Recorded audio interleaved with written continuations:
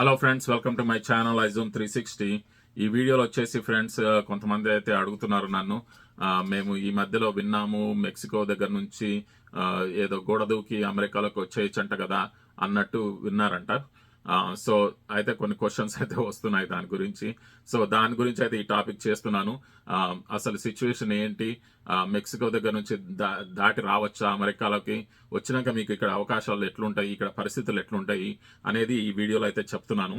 So ఈ వీడియోని friends first నుండి లాస్ట్ వరకు అయితే చూడండి. అలాగే ఫ్రెండ్స్, మీరు ఎవరన్నా నా ఛానల్ ఇంతవరకు సబ్స్క్రైబ్ చేయకపోతే సబ్స్క్రైబ్ చేసుకోండి ఫ్రెండ్స్. ఈ వీడియోకి ఒక లైక్ ఇచ్చేయండి. సో ఫ్రెండ్స్, వీడియో టాపిక్ లోకి అయితే వెళ్ళిపోదాము. సో మెక్సికో నుంచి అమెరికాకి అడ్డదారిలో రావచ్చా అనేది బిగ్ క్వశ్చన్ అనమాట. అంటే అక్కడ మెక్సికోలో చాలా మంది, మీరు న్యూస్లలో విన్నారో మరి ఇంకెక్కడన్నా విన్నారో, దాటి వచ్చేటి వాళ్ళు ఉన్నారు చాలా మంది. ఓకే, సో ఫ్రెండ్స్, ఒకవేళ మీరు అక్కడ మెక్సికోలో నుండి వచ్చి మెక్సికో దాకా వచ్చి మెక్సికోలో నుండి దాటి అమెరికాలోకి వచ్చారనుకున్నాం. వచ్చినాక ఇక్కడ పరిస్థితి అసలు ఎట్లుంటది? ఇక్కడ పరిస్థితులు అమెరికాలో ఫ్రెండ్స్ అంత ఈజీగా ఏమీ ఉండవు. ఓకే, మీరు ఇల్లీగల్ గా గోడ దూకి బార్డర్లో నుండి దాటి వస్తాము అంటే అది చాలా రిస్క్ తో కూడుకున్న పని. దాంట్లో చాలా ప్రాబ్లమ్స్ ఉంటాయి, మీరు అది ఫేస్ చేయలేరు. ఓకే, అది నార్మల్ లైఫ్ కాదండి, మీరు విన్నంత ఈజీ కాదు అది.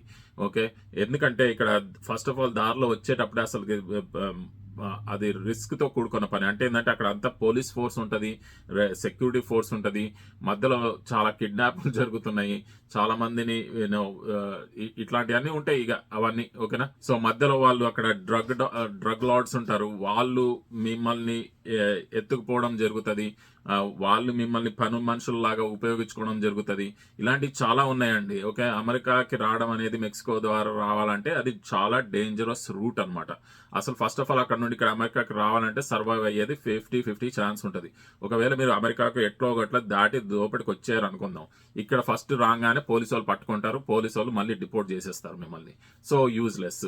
ఇక అది కూడా ఎట్లో గట్ల దాటి ఎవరన్నా అమెరికాకి వచ్చారంటే ఇక్కడికి వచ్చినాక మీకు వర్క్ పర్మిట్ అనేది ఉండదు. అంటే ఇక్కడ వచ్చి ఎట్లా బతుకుతారు మీరు ఇక్కడ బతకడానికి అసలు మీకు ఒక జాబే ఉండదు కదా, మీకు ఒక ఇన్కమ్ ఉండదు కదా, మరి ఎట్లా బతుకుతారు? ఇక్కడ వచ్చింది ఎందుకు? మనం పని చేసుకోవడానికి కదా, పని చేసుకోవడానికే పర్మిట్ లేకపోతే ఇంకా మరి ఇక్కడ వచ్చి ఏం చేద్దాం మనం? ఓకే, సో ఆ రూట్ అసలు వేస్ట్ అండి. సో ఆ రూట్ లో ఎవరు రాకూడదు. అలాగే ఈ మధ్యలో ఇంకొకటి కూడా విన్నాను, కెనడా నుండి అమెరికాకి వస్తున్నారు కొంతమంది.